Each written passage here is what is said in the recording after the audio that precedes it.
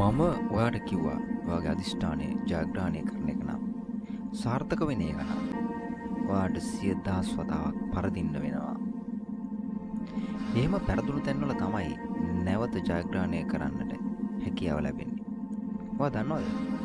Elon මස් එයා හදපු ආයතනයකින් අයින් කරනවා කියලා. ඔයා හිතලා බලන්නකෝ.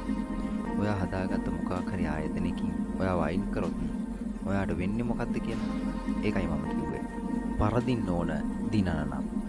දුනුදිය ඇදෙන තරමට තමයි මිත්‍රයා ඊතලේ වේගය රඳා පවතින්නේ. ඒ නිසා අසාර්ථක වෙන්න, පරාද වෙන්න, බය වෙන්න එපා. අරමුණ වෙනුවෙන් උත්සාහ කරන්න, අරගල කරන්නත් බය වෙන්න එපා. ගිහින් එන්නම්. Thanks for watching the video.